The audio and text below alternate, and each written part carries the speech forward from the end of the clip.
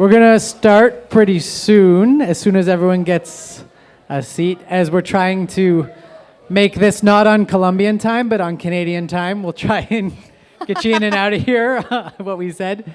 So yeah, as everyone settles down, then we'll start.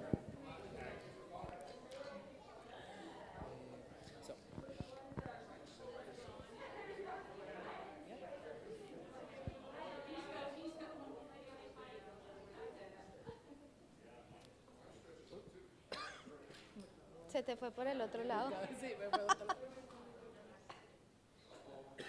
Went the other way. Yeah, I know. Okay. All right. So thanks everyone for coming. Thanks for having us. It was really nice of you to all come out tonight.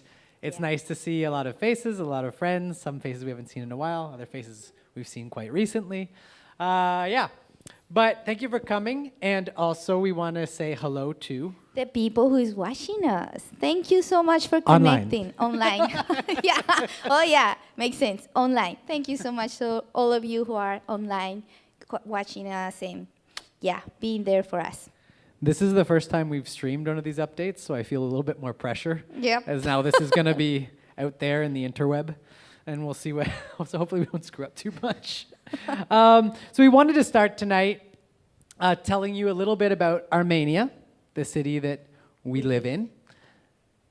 Yeah. So here are some facts we figured that most Canadians like to know. I know. We say Canadians because Canadians always ask about the weather and the elevation and the geography of the country. It seems to be something that always happens, is it not? I know. I always say to Jake, oh, sorry, baby. People ask me about how many people live in my city and what's the elevation. I don't know why. Like, I really don't know. We should Google that. But then I noticed why. Every time you enter in a city here, it says London, population, this many people. And I was like, oh, now that makes sense. So we thought like it would be nice for you to know some facts. So yeah, this is the city we live in. Up there is not the actual city, it's one of the places outside of the city. And it's one of the only, actually it is the only place in the world where the wax palm grows. It's the highest palm tree in the world. So if you want to come visit and see something that grows only in around our city, those are the palm trees. They're huge, they're very tall, and it's gorgeous. It's called the Cocora Valley. And the population, in 2018, it was 295,208. I would say now it's probably over 300,000, but we don't know. We're not exactly sure.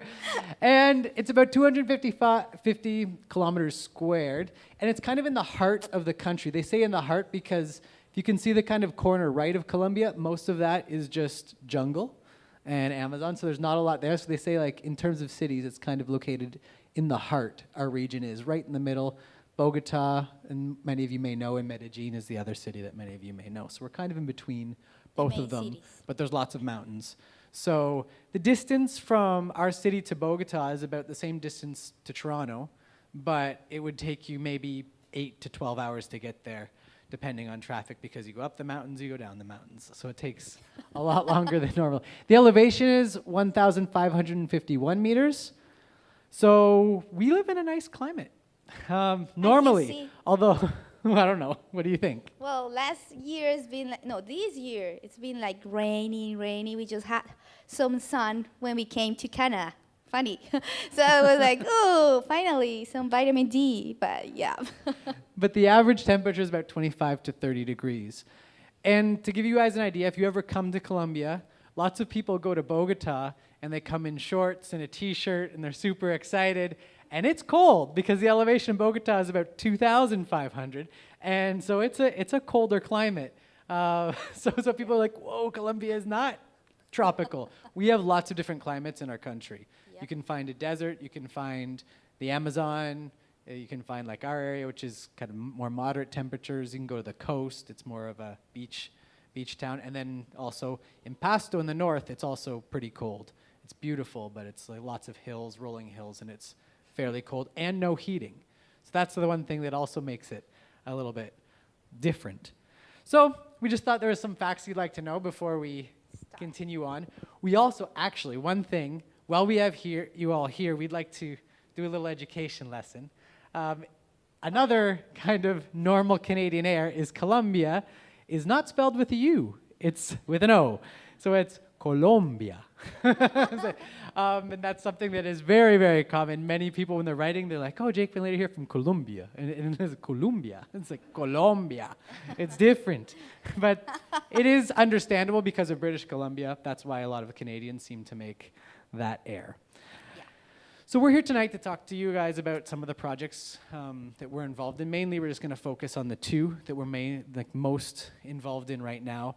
The first one we're going to talk to you about is called Reunion, Colombia. So this is the church plant that we started in 2019, I'm going to say. We started it just as we were going into COVID. So that's smart. I was like, no. It was very different. Many of you know the last time we were here was the beginning of 2019. And at that time, we were still at our last church, Shalom, like the bigger church. Many of you heard about some of the problems that we had there, some of the things that happened.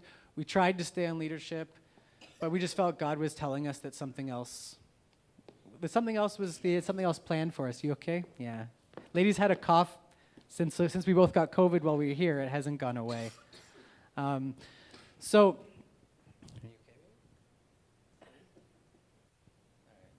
Okay, sorry.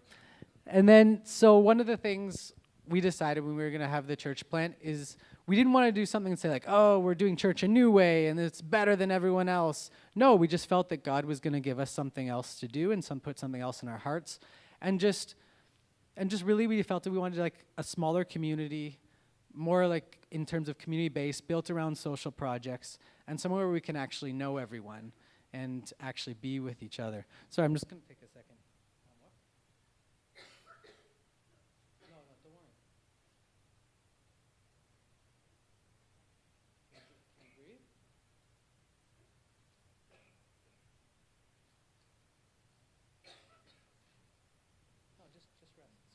It's okay. Okay. So yeah, oh baby, I'm sorry. So yeah, so I was saying we started in 2019. Yeah, thanks, please. She shouldn't go alone.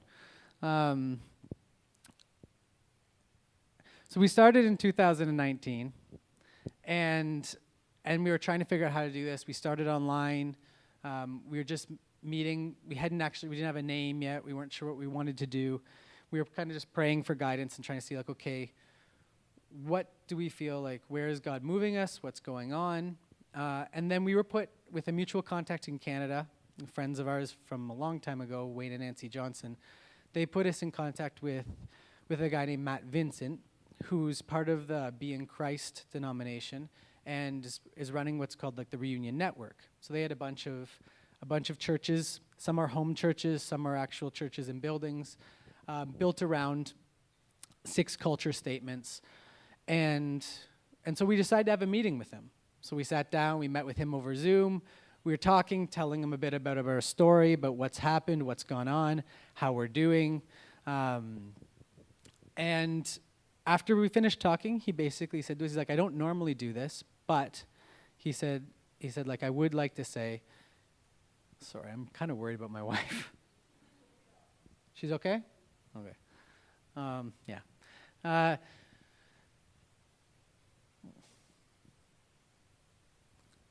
Okay. So yeah, after we finished talking, I'm sorry guys, is it all right if I just go for a second? Yeah. So sorry.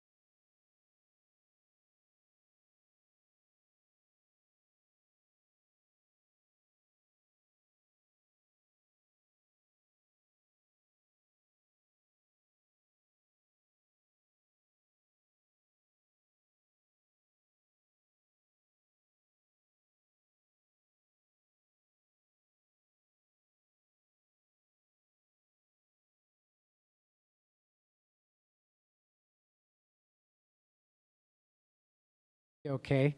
The only thing is that I'm not sure she's going to come back, and I told her not to worry about coming back. Which means you get me the rest of the time, which isn't as charming. I'm very sorry. It's like, I'm always the one that talks, and then she makes everyone smile and makes everything, it's a lot nicer. So sorry, you're not going to get that tonight. But yeah, that was weird. So I was talking about reunion. And actually, you're not going to see it in the pictures really small, but Matt Vincent is actually there. They came and visited us, and they met. This is actually where our church meets once a month. It's a cafe outside, so we meet there once a month. People can just feel free to invite anyone. We sit, we have coffee, we sing together, and then we just have a small time in groups at a table. So that's kind of like, and then we do communion normally together there as well. That's what we do once a month. Our role, we are pastors there as well. So we help lead with the leadership team. We help basically wherever, cleaning the house after everyone leaves, we all kind of do it together as a community, but we're involved in everything. And also, one of our roles is working with married couples. So we can flip to the next slide. There's some more pictures. Of course, we try to get our kid in as much as possible. So that's basically what it looks like. It's also where we have El Nido, so it worked out perfectly. And that's our small group. Our small group ranges from the age of 12 to, well, now 40. I'm the oldest. Yeah, so we have a small group. We get together, we eat, we talk during the week. And then we had just our 1-year anniversary this past year. So we all went and had a retreat on they call it a farm. It's not really a farm. It's just like a nice place, kind of like an outdoor hotel that we know someone who owns it. So we went there, hung out, and yeah, had a celebration day. One thing that we did want to share, this has been, I don't know, it's one of those things, like it's not, I don't want to say like when we were at Shalom and the church there, like it was a bad experience. It wasn't. We had a lot of good, positive experiences. It was hard. We went through a lot of hard things near the end. But one thing I don't think that I realized that I had missed was the sense of community. Because we had it in our small groups in Shalom, but apart from that, I didn't really know a lot of the people just because a church of 1,000 people, it's really easy that I stand out. So I'm visible to a lot of people, so people know who I am, but I don't know a lot of people. So people will come up and say like, "Hi, Jacob." I'm like, do I know you? Have I met you before? Or do you just know me because like I'm the white guy that's around? I have no idea. And sometimes it was really hard because I felt that I was being irresponsible and somewhat in my role because I'm like it's hard to know everyone. And then also just the expectations and also just the idea that it wasn't, once we were back in this type of community, it really made me miss things that I remember growing up with. Like I grew up with that a lot here. I had that when I was at Park Hill as well. Just kind of the smaller base community where you would know everyone for the good or for the bad sometimes. But it was really nice. It's something that we've really enjoyed being a part of. We've met some really, really close friends. Actually, the girl that's singing and the guy that's playing the drums there, well, they're actually all from small groups from before, but they're relatively new. They're from Venezuela. There are a couple from Venezuela that we've become very close with, very close friends. And they were going to Shalom too. And we didn't even know. I didn't know them. I'd never met them before. And they showed up at reunion. I'm like, "Hi, nice to meet you." Like, "Oh, we've seen you before at Shalom." I'm like, "Oh." And they become, really, really close friends. And actually she is a doctor, and she's the doctor that's going to be helping with El Nido. And she just got her papers, which means she's formally allowed to help with El Nido. So that's great because that's been almost a 6-month process for her papers to be validated in Colombia. So that's a huge answer to prayer. And something that I think that we should talk about that's very important in our community, we talk about the idea of the table. That's one of people, and like we say, like a culture of the table. That's one of the things we have. Just the idea that when we eat together, there is something spiritual that we think happens in terms of being able to talk about different things. People open up. You get to know people more. It was very difficult during COVID. I'm sure many of you know. It was easier to be isolated. And then when we started being able to come together again, to eat again, we just noticed our community just become more vibrant. And that's something that has been a huge blessing. I think there's some more pictures. So this is the couples group, the married couples group that we're kind of in charge of. I was like, we've been married 8 years. Some people in the group have been married longer than us, so we're in charge of it. But basically, what we decided, we try to meet every month, but every month it's something different. So sometimes we meet, we have like a discussion, something we're actually doing. We're working through the Alpha course, the marriage Alpha course, but then the next month we just get together, we eat, we play a game, we hang out, we get to know one another. Because as I said, it's the times like that sometimes you're able to actually share more and go deeper with people when you've had that sense of, we say like, when you play together in some ways, like if you're playing together, you get to know people more. And that's something that we've really, really enjoyed. This is a bunch of the kids in the bottom, and we had some baptisms too at the beginning of this year. So it's just been a really nice time, a very different time for us. I don't want to say our church is perfect, but right now it feels like that because we're new. And obviously we're going to have problems. There's going to be things we need to work out, but it's good to work together in a community. And our vision as a church is, as we grow, we want to plant more churches.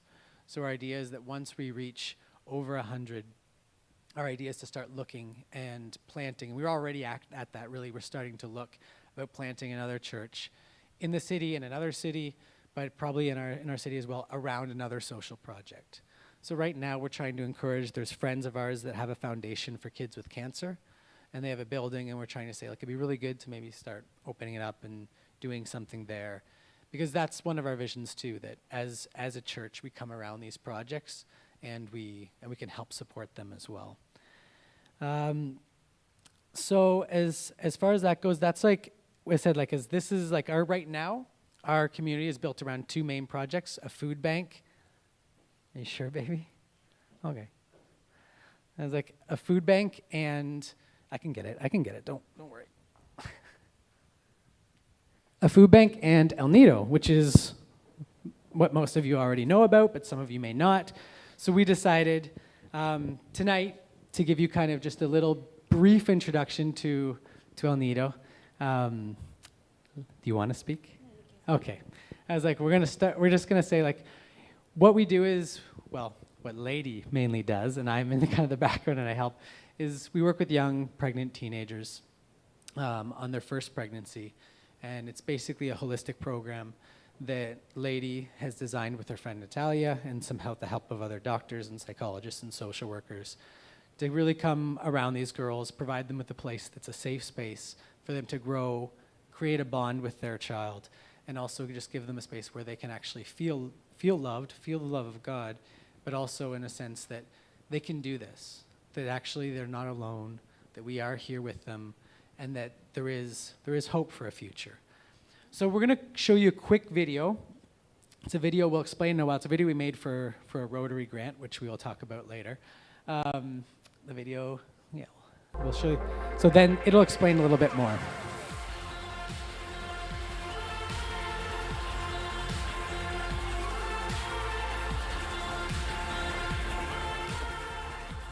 At El Nido, which means the nest in English, we aim to develop the personal and productive potential of adolescent mothers in a situation of vulnerability, to improve their quality of life and positively impact their environment through a comprehensive care model. But we are fighting an uphill battle.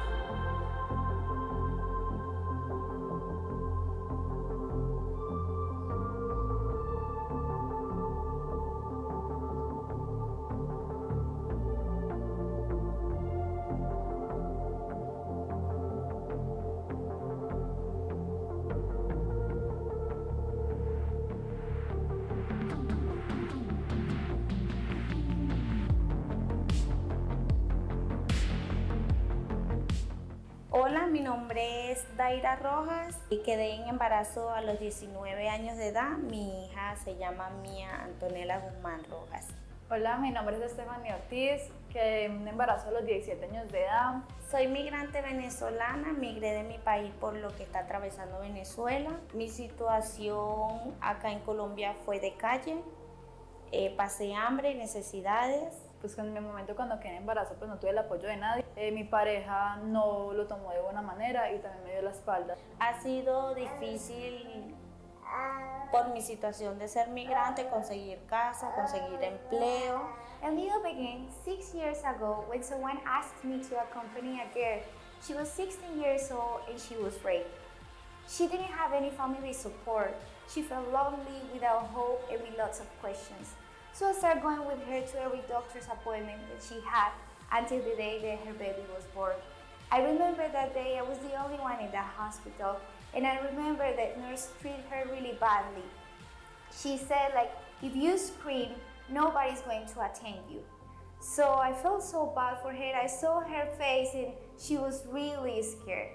But at the end of the day, they brought me that baby, and when I saw it, I knew that that day I gave birth to a needle program, because I realized that like that girl, it was lots of girls that need someone who will walk with them.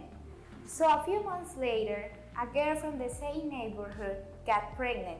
She was 13 years old and her name is Maria Camila.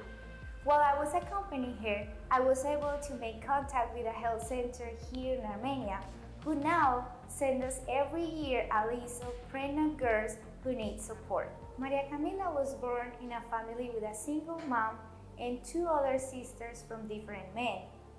A week later, after she gave birth to her son, Juan Andres, her mom died. Her mom was pregnant again, and she didn't know she was pregnant. It was an early birth at nighttime in a really bad neighborhood here in Armenia. So not even the police went to attend her or an ambulance. A person from the neighborhood took her to the hospital where her baby died, and she did as well. The next day, I received a call when someone was telling me that Maria Camila was knocking door by door, asking people for money in order to bury her mom. This passed in the program 2 times. And it's difficult for me to tell this story because it's hard to see the situation of these girls. They don't have economic support. There are very few opportunities for these girls because they haven't finished their education. In fact, 9 out of 10 teen moms drop out of school. That's why this grant, it will allow us to empower these girls and give them the tool for them to build a better future and break the cycle of teen pregnancy and poverty. We have been attending Young Mothers for 5 years, but in order to expand our scope and have a greater impact on the local community, we need your help. El nido para mí ha sido mi segunda familia. Es el hogar que no tuve. Estoy muy feliz de ser parte del nido y pues una de mis grandes metas ahora es sacar una carrera en el área de la medicina y sacar a mi hijo adelante.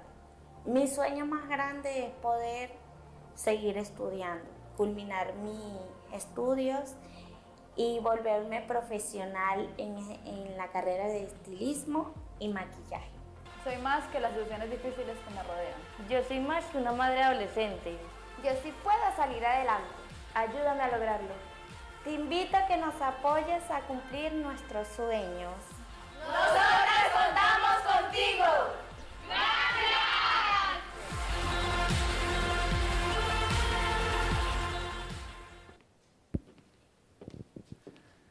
So that kind of gives you guys a better context of where Leidy and Natalia are working.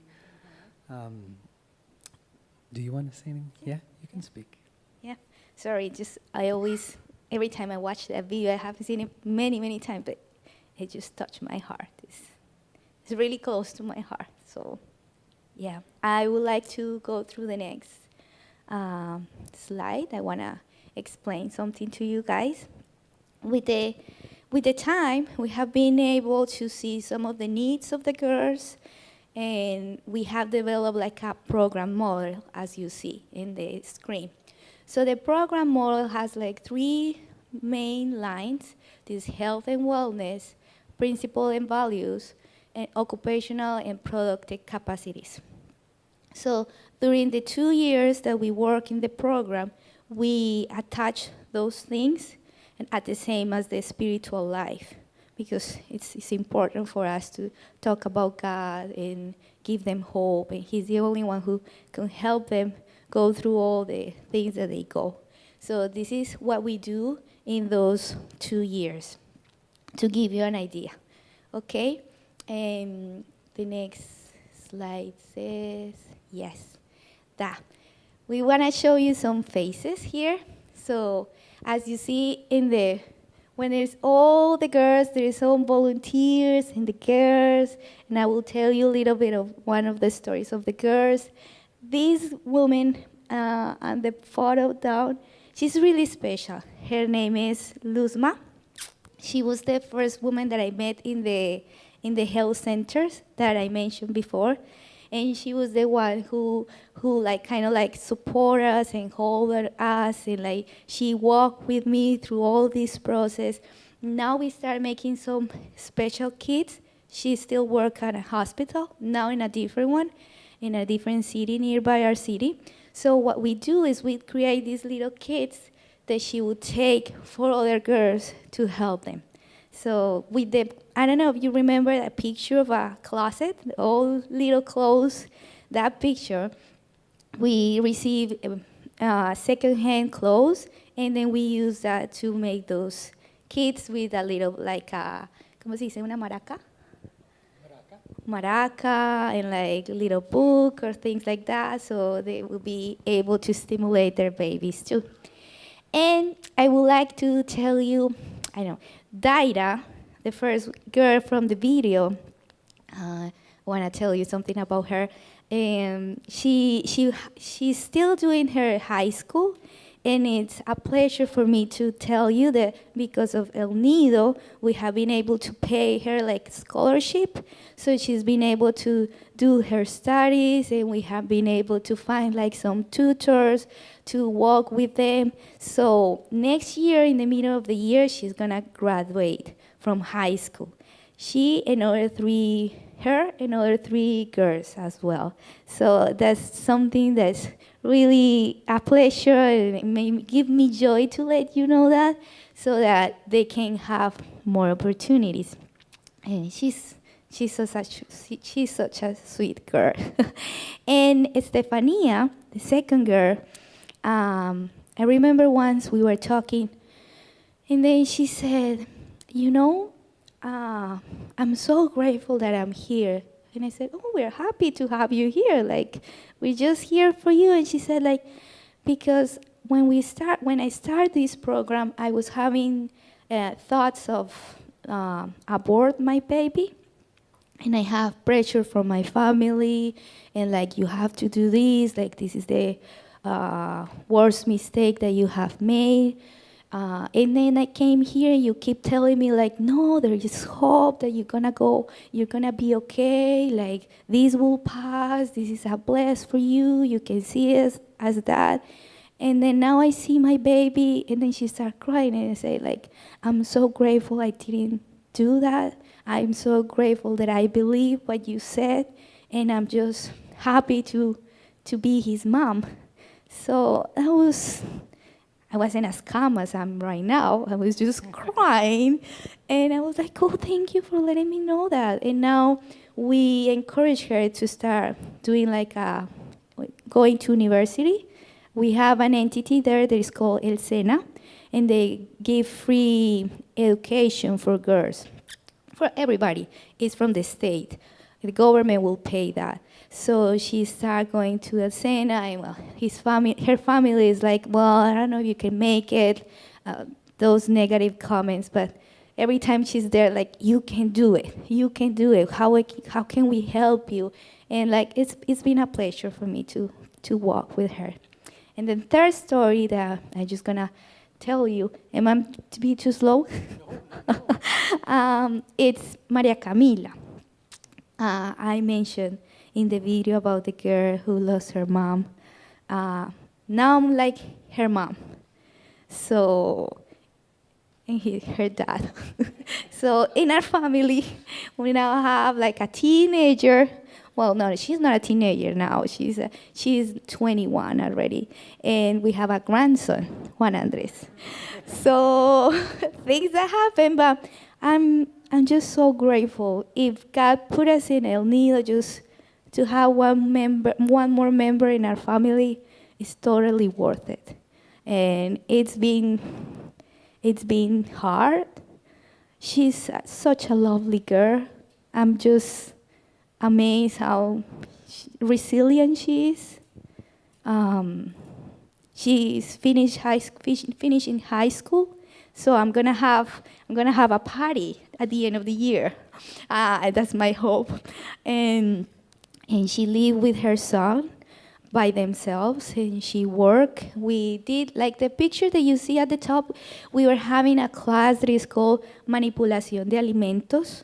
I don't know how to translate that. It's like, yeah, like, I say like, like food preparation. Yeah, Food like preparation, okay, but properly. Right. So you have to wash properly the vegetables and the stuff, and all that helped her to start like a little business. So she sells snacks and things in order to provide for herself and her little one. So that's been this really close to my heart. She is a daughter to me, and well, these all things just happen because of El Nido and because of you guys that are behind of this program. So just want to let you know those One stories. thing that was I thought was really sweet. She was once like a couple of years ago. She was talking to a neighbor. I think I don't know why, but we had been with her, and then someone was asking her like, "Well, who are those people?" And she said, "Oh, that's my mom and my dad." That's what she said to them. So it's really sweet. There's like obviously she has a special heart, like space in our heart because she was one of the first girls to come into the project, and yeah, she lost her mom, and it's been rough for her being on her own. But she's not on her own, which is also great. Yeah. And the last thing I would like to read you. You should drink some water. No, last time I drink water, I have the. Okay. So it's I the have Canadian the water. incident. It's the Canadian Sorry. water. Sorry. Sorry if I scare you. I didn't mean to. I would like to read you a message from one of the girls from this group. We asked them, like, oh, we would like you to do, this part. You see the next picture that they are drawing things and that. Like, we have a friend, she's a volunteer, and they do the Bible study, and then they draw and cut things, and they do like kind of like a diary, and they wrote about what they learn about the passage and how they can put that in practice in their lives. So that's what they're doing in this picture. So when they were doing that, we asked them about, what do you think El Nido means to you? And we want you to be honest. We are not gonna feel like disappointed if you said something like, doesn't seem nice. We just want you to be truthful. And so one of the girls sent me a message. And I'm gonna read it in Spanish. So you're gonna hear my beautiful Spanish. And Jake is gonna read it to you in English, okay?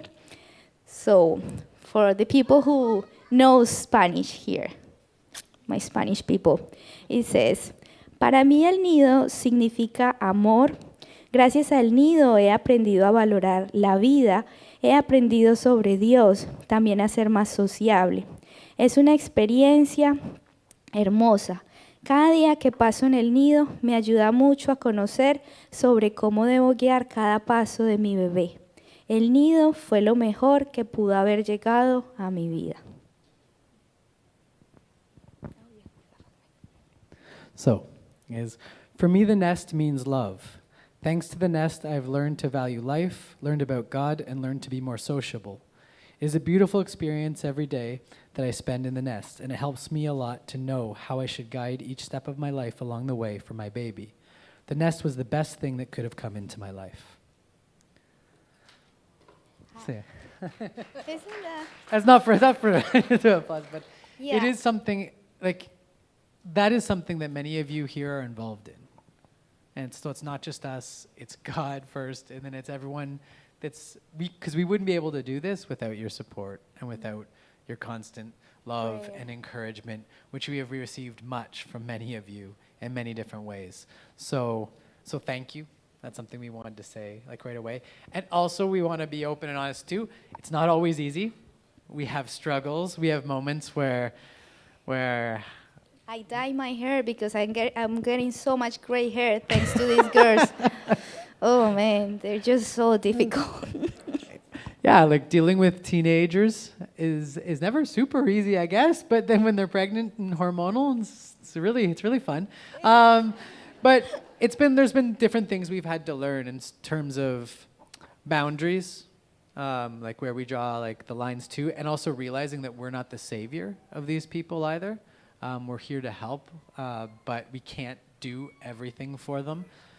We had one of the sad things recently is there's a girl that's been in the program from Venezuela recently, and while we were here, she was one of the ones that we were also paying for to finish her high school, and she would have been done this year. She had like maybe one more month, like one subject more to do, and her partner decided that he was done with her and his baby, and put her and her daughter out in the street and just said like, no, they had a fight and this isn't going to work and you should go home to Venezuela.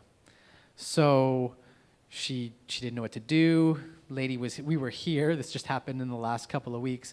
Lady was calling her, trying to convince her to stay, telling her like, we'll find her place to stay. She can stay in our place, she can stay wherever, but not to go, to finish. But she just said like, I'm too overwhelmed, like I can't even think about school, like I just want to go home and be with my mom. That's her decision. And it was hard because we're like, no, and you want to fix everything, but at the same time, we have to understand they're also allowed to make their own decisions. That they have their own agency, they can make their own decisions, and we try to encourage them and help them. But at the same time, not every girl is going to respond the same way. And we're not disappointed in her. We're disappointed in the situation. We're angry at the dude. But it's not, they're things that we can't control. Yeah.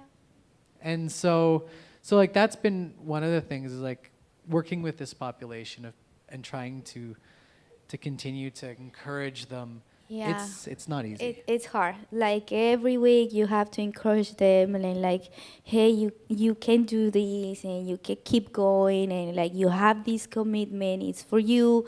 And it's hard when you finally get some volunteers and then the girl said like, yeah, I'm gonna be there, and they don't show up. And then you have 3 girls and 5 volunteers. And you're kind of like, oh. So you invent things for the volunteers to do so they don't feel like they lost their time, you know? But those things are hard, like trying to keep them motivate and constant. That's one of our challenges. Yeah. And I would say some of our goals for the future, which I think I understand. So one is build the nest. Many of you have helped us out with this. You know about it going on. We were able to purchase the building with the $160,000 loan we received. It's for 5 years, no interest. And this year we've been able to raise another $20,000 towards it. Our goal is to raise enough, about, what was it, Josh? Like what, $35,000 a year or something? We have to try to get it all done in 5 years. Because we want to be responsible to the people that lent us the money as well. So our goal is to still fundraise for that. We'll be running probably separate, different types of fundraisers every so often throughout different months. But yeah, so stay tuned for that. But we also know that many of you support us, support the project, have supported Build the Nest, and we don't want to keep just like, you know, digging in the same well or taking water from the same well.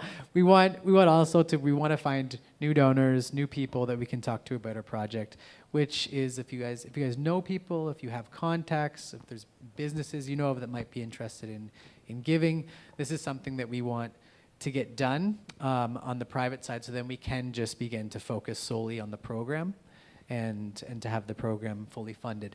One thing actually that we can share with you, so the Rotary Grant, you heard some of us talk about that. Some of you may know we started it'll be a year ago now. Mm-hmm. We started the process of hooking up with the Rotary Club in Armenia. We met with a couple through my uncle. My uncle Stu actually introduced us. He said, oh, they like to do projects, maybe they can help you out. So we started talking with them. Got involved with them, went to a project fair in a really beautiful city in Paipa in Colombia, and met. Actually, we ended up meeting because it was during COVID. Not a lot of people went from other countries, but we met a bunch of people from Canada. This is really funny, and from Ontario, all around the Gananoque region, and a couple people from the States, and all of them. The way it's really too complicated to explain, kind of how Rotary works here, but the way to get our project funded. And to begin fundraising, we need to have an international sponsor. So we need a club from outside of Colombia to sponsor the project, and the local sponsor. So the local sponsor was the club that we're involved in. And then the international sponsor ended up being a club from Sarnia. And it was a new club that one of the ladies who had come to the project fair had just started. And she said, like, no, like, we need to support this project. They changed their bylaws so they could support two projects at the same time. And we just found out that they've raised all the money for us in the 1 month we've been here. They did it. And so we're so thankful. They're like, wow, like that went really fast. We had a meeting just before we came with them on Zoom, and then we had a meeting here. And when we finished the meeting, he just kind of looked over at me and was like, I don't think I understand. Like, are they saying that we have all the money? I'm like, yeah. So that's really good, and we just submitted it to be approved and authorized. There's still like some things like it has to go through, but pretty much at this phase, it will be approved, which is great because it was for us to run the program for 2 years. So this will allow us to. What it means to run the program for 2 years, you will be like, what do you mean to run? It's not running? Yes, it's running. But the thing is, like, all the people who is there are volunteers, you know? So this will allow us to hire a doctor, a social worker, and a psychologist. Yeah. I did it right. I always said it wrong. So they will be in charge of giving the girls, like, integral care. So that will be amazing. So we're just so grateful. They're gonna do classes, and they have to do speeches and training and follow-ups. And we want another small grant to be able to purchase some medical equipment. So now we have the medical equipment, we'll have the doctor in place. We do have to do some renovations for the building, and that's gonna be another thing. But like, we're just so grateful to God. I just wanna add a little thing, and I know it was a God thing, because when we got there, so Jacob is a Rotarian, and they're such a lovely people. Like, I was so amazed about the work that they do. They do so much work and good things when we were in this fair. And the lady approached me and said, like, you know, I just don't want you to feel discouraged if your project is not funded this year. It's so normal, that just happened. And I was like, no, don't worry. Like, we're just here to learn about the process, and this is just fun. Like, we love to meet people, you know, we like to talk. and she was like, okay, yeah. But like, when we finished our presentation, most of all the people there approached us and said, like, we love what you're doing, we want to support you, we want to be there for you, we can be your international sponsors because we already have commitments from the past years that we have to fulfill. But if you happen to find this club, we will be behind you. So I was like, what? And this lady said, like, I just love what you do, and I'm gonna make sure this is gonna happen. And I was like, okay, well, that's really nice. And she seems like she's so serious. She's so lovely, but these serious people that you kind of think like, do they like me? Do they like me? So she was the one that God used to make those connections too. And then we have been all over the place, meeting with Rotarians and talking about the project and doing our part. But when that meeting finished, I was like, what? I can't believe that. So, yeah, that's another story. So it'll allow us to run the program completely for 2 years, which will also, we're hoping, will give us the time to fundraise for the building. And also fundraise, we're going to be starting up a partnership program to fund the program, because we figure we need to get a bunch of people on board that are between either $45 a month would cover like one mother or one child in the program, or $90 for the mother and the child. So we're trying to get a bunch of people on board. So then we know one of the things that Rotary talks about is sustainability. So then once the grant is done, we can still continue. And when it's not like, oh, now we can't pay for a doctor, so we have no doctor, or now we can't do this. And our goal during this process too is, like Leidy said, we need to do some renovations because there's things that we need to have in place legally in terms now that we're going to be working with, not just with Rotary, but accepting more people into the program. There's space things we need to do in the building, which will allow us to become an accredited health center, which is something that we're looking forward to actually becoming. So we will be a place where all of the women in the city can be sent to see to see a doctor, to see a psychologist. These are women without resources, obviously. We can't accept money for this, but we'll be an accredited nonprofit health center, which is something that's one of our goals as well. So that kind of sums up the El Nido part, which brings us to us. So there's a nice family. Janine took that picture. I was like in Godrich just recently. So we wanted to let you guys just know like how we're doing. It's been 3 years since we've been here, like about almost like 3 years, which is weird. Ollie was 5 months the last time we were here. So it's kind of crazy how time flies. And we're always wondering like how much have we actually shared with people? Like how much do people know like has happened? I know we shared with a bunch with some people and other people, but COVID was rough. I'm sure it was rough on a lot of people and a lot of things. It was hard because we weren't allowed to go out at all. We were still in our apartment. Now we're in our house, which is awesome. But we were in our apartment because Ollie was under 3. He was not allowed out of the house at all, and we could only go out for the first 4 or 5 months. We could only go out, one of us, to buy groceries. You have an ID number, and so like the end of my ID number is 5, so I could go out on Thursdays. But Leidy had the same ID number, so only one of us could go out every Thursday. So we had to take turns going out, and we realized like that actually took a toll on our mental health as well. We did have like moments where we were like, okay, I think I'm actually depressed. Something that we were grateful for with LAM, our mission, they have great member care. They had people we could talk to, a psychologist we could talk to and kind of work through some of our things and being like, am I depressed or what's going on? Am I like, I had panic attacks, like just things that were just kind of foreign to me before. So that was kind of different for us, and trying to do this while we're running the program all virtually with girls, like getting them cell phones so that they can connect to Zoom. Yeah, it was a challenge. Yeah, it was really hard, and well, I don't know if all of you know that I lost my grandpa because of COVID. He was like my dad to me, because like I have a dad, but my relationship with him is now great for different things. So that was really hard, and I started having like these panic attacks. Like like if someone will approach to us, and I said to Jake, like I just don't want to see anybody. Ollie was still little. He was under 1 year, so I was like, I can't deal thinking like I'm gonna lose you or my baby. So we have a couple of fights because of that. Because Jake was like, I need people. Like, you know him. My husband needs people. And I was like, no, there's no way you're going to see people. So that was really hard.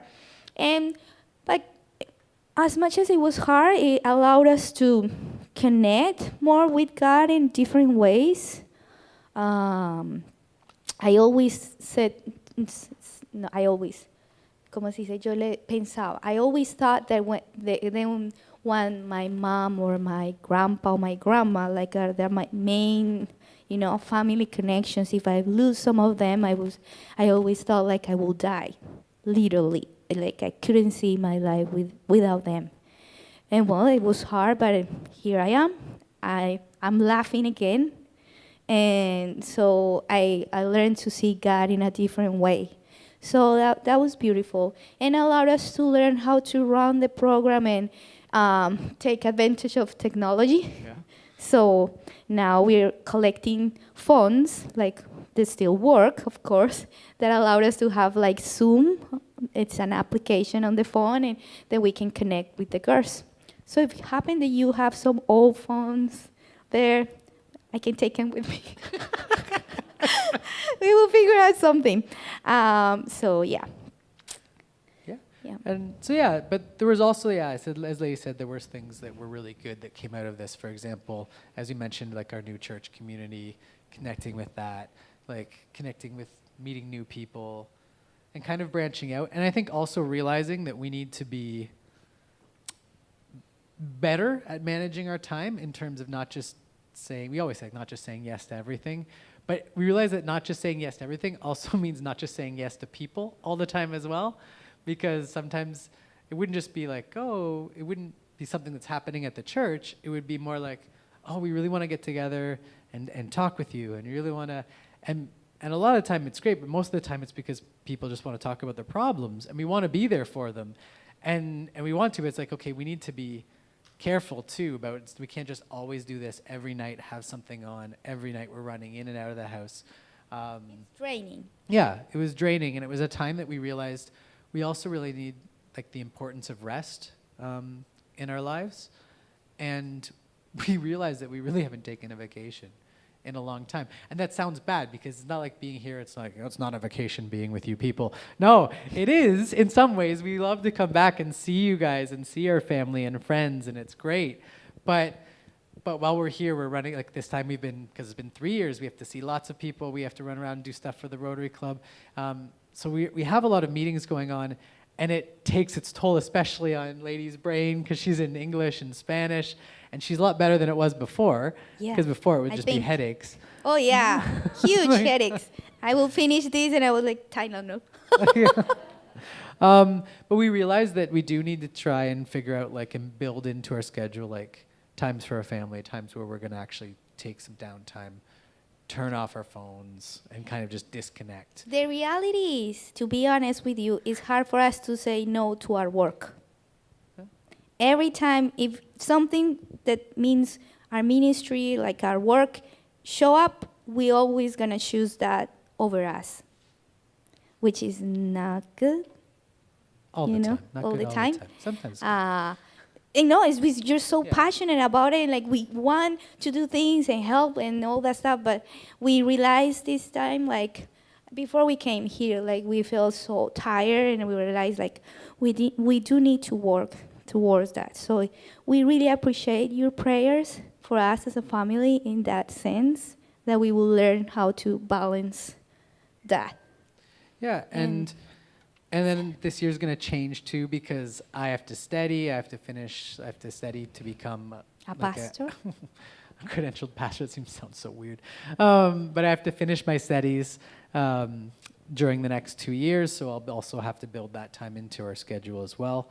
And something else too is like in terms of like we're always back and we're raising money for El Nido and doing lots of things for El Nido, but we also need to raise our support as well. And that's something that comes into play that's sometimes difficult, because it's like, no, we're doing this, we're focusing on El Nido, and it's a lot easier for me to ask for money for El Nido than it is to ask for money for me. And Leidy, there's just something about it. But it is something that we realize we do need to eventually focus on in the future, to kind of like amplify the donors that actually support us. And create new donors to support El Nido as well. So as I said, it's not always coming from the same well. But that being said, like you guys have been such a blessing to us. Like to have you guys behind us, to have that support. It is something that it is. Sometimes we just like, I don't know where that money came from. It's like, and it is really just a blessing to know that. I said like we're blessed to be a blessing, and you guys have also been blessed, so you can bless us, and it kind of just keeps going.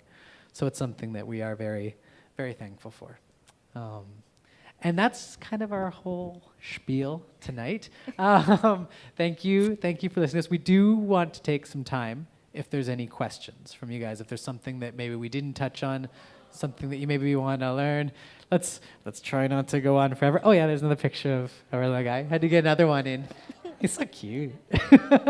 Like, um, so yeah, if there's any questions, Feel free. anything we can maybe just fill in the gaps if there's things we missed. Oliver, we believe, is bilingual. That's the goal. He speaks a lot of English after being here. His English has jumped leaps and bounds. I'm a pretty good teacher, but my grandparents are maybe better. So it's been good. But I speak to him mainly in English, and Leidy speaks in Spanish. But when we're out there, everything is normally in Spanish. But he's still speaking to him in English, yeah. and he do understand. And our friends that we built the house with, that we live with, they're two young kids. They all speak in English with him. So they all still speak in English. So it's nice that he has that kind of at home as well. And yeah, it's been fun to watch him grow. Amelia.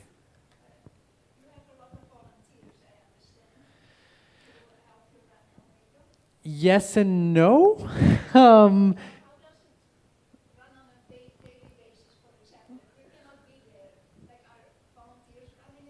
Natalia. That's the other, she's the other lady's, one of the lady's Natalia best friends. It's our other volunteer that she's full commitment as myself.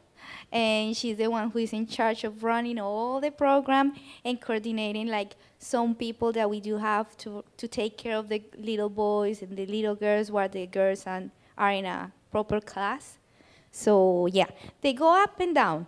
So we can start like with 10 volunteers, and then we will end up with 2, and then they will come back. And yeah, that's how it goes. But Natalia is the person who, actually they had class today. We meet with them twice a week. So yeah. Yes. And yes. I think one of the things about volunteers, it's not like we get angry with our volunteers, because we understand the time that we meet with these girls isn't very, it's not helpful for a lot of people that need to work. And It's so, in the afternoon. because it's in the afternoons when the girls are finished school or are able to get there. So it's the full afternoon. So many people do work, which is why we realize if we do want a doctor, if we need a psychologist, we're going to have to pay for them to be there, because it's impossible for them to volunteer their time. Anyone else? Yes. Jane? Jane.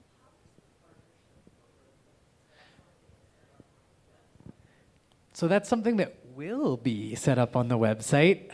Some of the comments that we've gotten for some of you guys is that the website can be kind of confusing, because you can donate in pesos, you can donate in dollars, and it's really kind of confusing because you can send it directly to us or to LAM. So one thing that we are trying to set up is actually to make it easier for mainly our Canadian donors, is that we're going to have actual buttons, and we're going to set up the partnership program there. So it's just, our hope is that you can just either fill out something and click, and it will take you to PayPal right away, which makes it just generally easier for people. Yeah. No, you would go first to our page, but it would just automatically take you to the PayPal for LAM. So then you can it would just cut out kind of like the middleman. It would still go to LAM, and you'd still get your tax receipt and everything. But it's just easier for you to get there through our webpage. That will hopefully be set up in the next couple of months. It's something that I'm waiting to hear answers back for. I know we can do it. It's just waiting to find out who can do it for us, because we don't run the PayPal page for LAM. Yeah. So that's a good question. We are working on it. So don't worry, you'll get a notice when it's full up and running. We'll push it.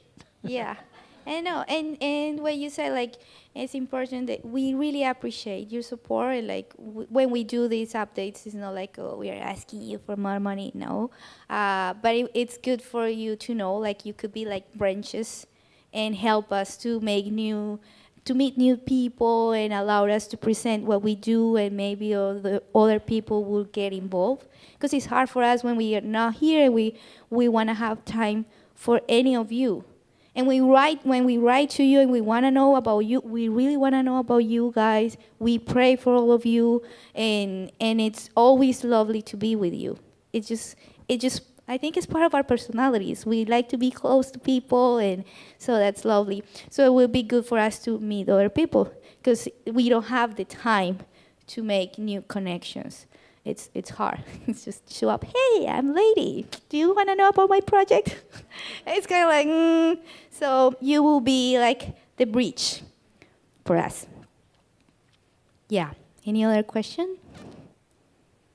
You are extremely quiet tonight, guys. Nope. Oh, I think we Okay. did a really good job. Maybe, yeah. So if that's it, we just want to say a couple things, and then we wanted to pray for all of you. But we have some gifts at the back for you guys. That nothing crazy, but there's little bags that you can take. They have some goodies in them. So please take one and enjoy. I do want to say something about those little bags. Oh yes. My mom made those. We saw like a Pinterest idea. Pinterest is one of my favorite apps.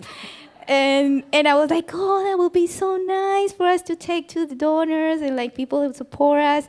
So my mom was like, oh, I can help you with that. So she sewed Sewed them them all. and she made the stem. Like she decorated the whole bag. Yeah. So don't throw it out. No, I'm kidding. You can do whatever you want with the bag, but I just wanna say that. And it has like a little clipboard. Oh yeah, there's a clip inside to see it's a magnet. It's actually a bookmark.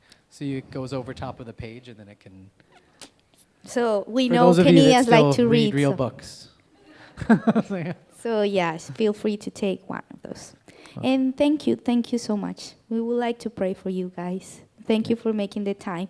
And for all of you that are watching, thank you so much for making the time. Okay. So God, we just want to say thank you tonight. We are very, very grateful to have everyone here with us tonight. Just thank you for their love for us, for their love for these girls as well. It's something that's just really encouraging every time we come back to be able to share these stories, to be able to share what we're doing because of the people that you've placed in our lives. So God, we are grateful for this community of people that have come around us, come around this project, and in a way adopted all of us as well. So God, please just continue to bless them, give them encouragement as well. And God, I ask that you would just watch over them, watch over their families, and just give them many opportunities to just be a blessing to others as well. So God, thank you. We're just so grateful tonight. And thank you for everything that you've done for us and just the way we see you work in our lives and the lives of these girls. Amen.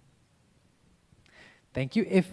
before we forget, we want to make sure that all of you will get our updates.